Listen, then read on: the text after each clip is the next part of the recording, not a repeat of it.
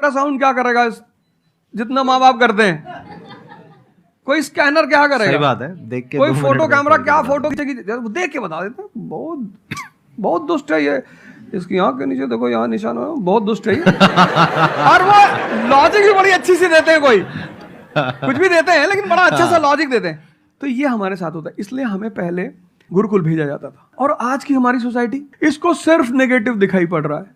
मैं अभी अब घर गया था, हमसे लोग कह रहे भैया 24 का चुनाव लड़ोगे?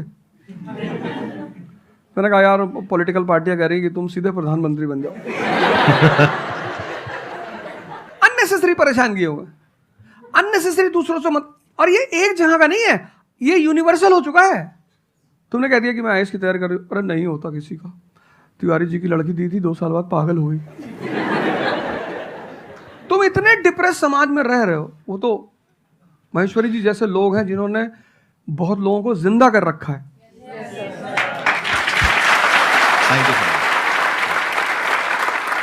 जब आपको कोई सहारा नहीं होता, आपने टाइप किया संदीप महेश्वरी, एक वीडियो आ गया, आप रिलैक्स हो गए। जब आप इन्हें सुनते हो तो आपका टेम्परेचर हाई होता है। तो एक ही आदमी को आप सुनते हो ना जिससे टेम्परेचर हाई हुआ, हमको सुन लिया कुछ ज्यादा ही हाई हो गया। लेकिन 2 लोगों को छोड़ दो, 3 लोगों को छोड़ दो, 4 लोगों को, ऐसे 10-12 लोग हिंदुस्तान में है, पॉपुलेशन 1 बिलियन 50 करोड़। तो तुम 10 लोगों को सुनो और बाकी जो तुम्हारे साथ 500 जुड़े हैं वो तुम्हें तो नीचे ले जा रहे हैं। इससे बचो, अपनी सर्कल को थोड़ा सा रिजर्व करो।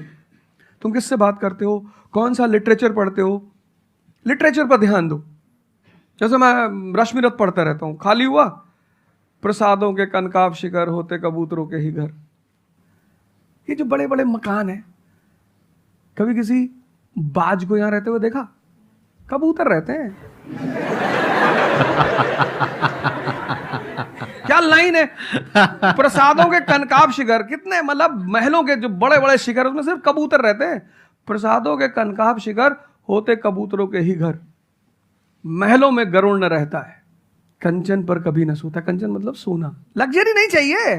तुम लोग इतनी लग्जरी चाहते हो, लग्जरी आदमी को मेंटली कमजोर बनाती है। मैं आश्रम में था, मैंने ज्यादा खाना खा लिया। मेरा एक नियम है, नो एक्सरसाइज नो फूड। मतलब अगर एक्सरसाइज नहीं करूंगा तो मैं खाना नहीं खाऊंगा। वहां एक बाबा जी, वो प्रेम में उन्होंने घी पे घी डालते चले, मैंने खा लो। फिर वो हुआ कि भाई यहाँ घूमेंगे, चारों तरफ जंगल है, डरा दिया इन लोगों ने। एक बार एक भालू एक आदमी की टांग काट के ले गया। अरे मैंने कहा आज कोई भालू वालू नहीं आएगा, मैं जाऊंगा। फिर मैंने 4-5 लोगों को तैयार किया अपने साथ, उनको थोड़ा मोटिवेट किया कि जंगल में घूमने से ऑक्सीजन लेवल बढ़ता है। वो लोग भी तैयार हो गए कि चलो। तो हमारे साथ एक साहब अमेरिका से आए हुए थे, वो भी वॉक करने निकले, बोले हम भी चलेंगे। मैंने कहा भाई साहब क्यों जा रहे हो? कहते हम भी चलेंगे। मैं उनका नाम नहीं लूंगा। 1 किलोमीटर के बाद उन्होंने मुझसे कहा मेरे बैग में यहाँ बहुत पेन हो रहा है। 1 किलोमीटर। तुम लोगों ने पता है अपने आप को कष्ट देना छोड़ दिया है। You are dying for luxury, you have become weak physically and mentally. थोड़ा थोड़ा सा कष्ट दो अपने आप को, थोड़ा टेम्परेचर हाई रखो, थोड़ा बड़े टेम्परेचर वालों के साथ रहो। हमने अपने आप को कष्ट, हम कौन सी नॉवेल पढ़ रहे हैं? Half girlfriend. अच्छी है, अच्छी है, अच्छी, मैं ये नहीं कह रहा हूं, मैं कुछ बोल देता हूं। अच्छी है मतलब आपने पढ़ी है।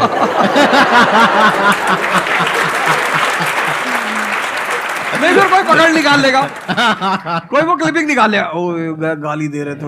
नहीं, आपने बहुत सारी गलतियां कर दी, आपकी जनरेशन ने अपने पास देना छोड़ दिया। हाँ। आप पढ़िए बड़े बड़े लोग, अम्बेडकर को पढ़ो, उनका जीवन संघर्षों का, प्रभुराम का जीवन, सब संघर्ष, ये सब लोग जिन्होंने जीवन में लड़ाइयां लड़ी हैं, आपने उनको साइडलाइन कर दिया। आप राणा प्रताप के बारे में कुछ जानते नहीं हो, आपको पोएम याद ही नहीं है, खूब लड़ी मर्दानी वो तो झांसी वाली रानी थी। आपको तो एक चीज बता दी, twinkle twinkle how I wonder. आप वंडर किया जा रहे हो पूरी जिंदगी में। आपने कहा कि पूरे दिन मैं अपना काम करती हूँ, दैट इज फिजियोथेरेपी जो आप करते हैं, और शाम तक आते आते आपको थोड़ा सा डिप्रेस फील होता है, थोड़ा सा डाउन फील होता है, तो उसके पीछे क्या रीजन है आप बताइए। जैसे कि मैं बाकी पेशेंट देखती हूँ पूरा दिन में, हाँ। बट जब मैं घर पे आती हूँ तो मैं अपने मम्मी पापा को देखती हूँ। ठीक है। जो मैं उनको कहती हूँ कि आपको ये एक्सरसाइज करनी है, ये करना है, आपके लिए ये जरूरी है, वो ये नहीं करते। तो फिर वो मुझे डिप्रेस होता है कि मैं जब सबको सही करती हूँ और मैं अपने घर में ही सही नहीं कर पा रही।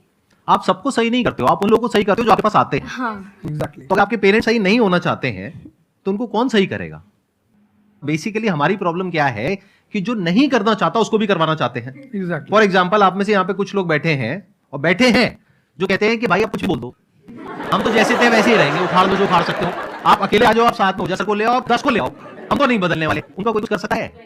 समझ गए? तो यहाँ पे किसका एक्चुअली किसकी लाइफ बदलने वाली है? यहाँ पर हो सकता है कुछ साल बाद आप ही में से कोई यहाँ पर बैठा होगा, बट वो इंसान कौन होगा जो खुद अंदर से बदलना चाहता है ना। जी sir, thank you sir. Please बैठिए। मेरा संदीप सर से एक क्वेश्चन है कि जैसे हम लोग आपकी वीडियोस देखते हैं तो हम लोग मोटिवेटेड हो जाता है कि हम लोगों को गवर्नमेंट से या फिर इन सब फील्ड्स में छोड़ के अपना कुछ स्टार्ट करना चाहिए जिससे देश में इंटरप्रेन्योर्स या फिर जॉब्स बढ़े।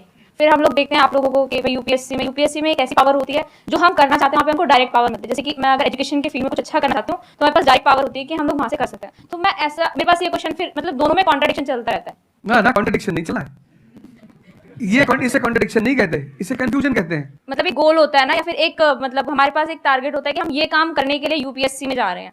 नहीं, सरकार जो कहेगी वो करना है। हाँ, I was about to say that. आपका क्या गोल है? आप क्यों कर रहे और हैं? आपने आपका क्या थोड़ी target है, आपकी पार्टी का मैनिफेस्टो थोड़ी है, घोषणा पत्र। आप एक राजपत्रित अधिकारी हैं, गेजेटेड ऑफिसर। आपका जो मिनिस्टर होगा फोन मिलेगा, मैडम जी हाँ ये कस्तूरबा गांधी पैन में अभी तक कितना काम हुआ जी sir, I give review in the evening. Okay thank you ठीक है मैडम, बाय, खत्म। तो आपका कहने का मतलब है कि जो सिविल सर्वेंट बनते हैं या आईएएस ऑफिसर बनते हैं उनके पास कोई पावर नहीं होती? पावर होती है जब तक जनता अपनी पावर नहीं समझती। आज की डेट में इस देश में पावरफुल कौन है? जनता। We the people of India solemnly resolve. Yes sir. ये जनता बेचारी पावर जानती है तो डीएम के ऑफिस में चले जाते हैं, हुजूर इसको बेचारे को बताइए, नेता देखा, मेंबर ऑफ पार्लियामेंट देखा, पैर छू लिए, तेरे फूफा है? नहीं भैया नहीं भैया वो सांसद जी है तो पैर छू रहा है। तो पावर इस असलियत में इस देश की जनता के पास है, क्योंकि वो जानती नहीं है इसलिए तुमको इनके पास इनको काम करने का अधिकार है। ये है द राइट टू